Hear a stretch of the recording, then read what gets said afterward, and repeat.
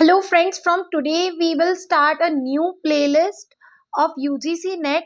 From today we are starting with constitutional law और previous year question के through हम लोग full syllabus cover करेंगे and please note it down.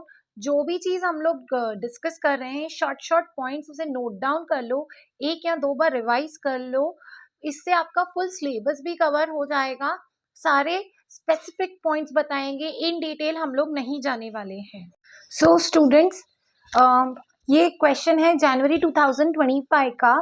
Match list 1 and list 2, provision for early childhood care and education to children below the age of 6 years. बेटा हम लोग article 45 and 21A discuss कर लेते हैं.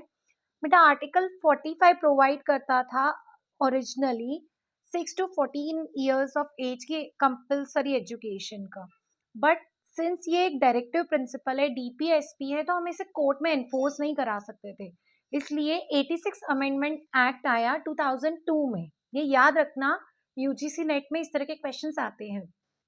86 amendment act आया 2002 में, जिसकी वजह से आर्टिकल 21A इंट्रोड्यूस हुआ, जो कि एक फंडामेंटल राइट है. तो 16 to 14 ईयर्स की एज के बीच में जो है फ्री एंड कंपल्सरी एजुकेशन होगा, ये हमारा फंडामेंटल राइट है और इसे एनफोर्स कराने के लिए हम कोर्ट जा सकते हैं.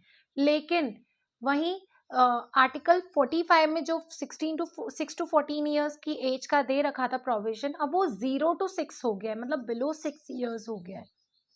बिलो 6 ईयर्स जो होगा, अब वो डायरेक्टिव प्रिंसिपल है, वो फंडामेंटल राइट नहीं है. लेकिन 14 ईयर्स, 6 से 14 ईयर्स आर्टिकल 21A है, जो कि एक फंडामेंटल राइट है. तो ये दो आर्टिकल हमारे कंप्लीट हो गए. उसके बाद पॉइंट बोलते promotion of education educational and economic interest of SC ST and other weaker sections.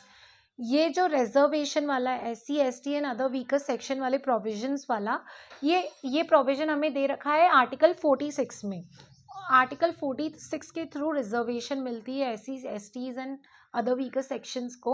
Okay, and बचा हमारा special provision for advancement of any economically weaker section. ये जो इकोनॉमिकली वीकर सेक्शन का प्रोविजन है, ये आर्टिकल 15 में provide किया है, जैसे कि विमेन चिल्ड्रन को प्रोवाइड किया गया है, other weaker sections of the society को प्रोवाइड किया गया है जो इकोनॉमिकली वीकर है.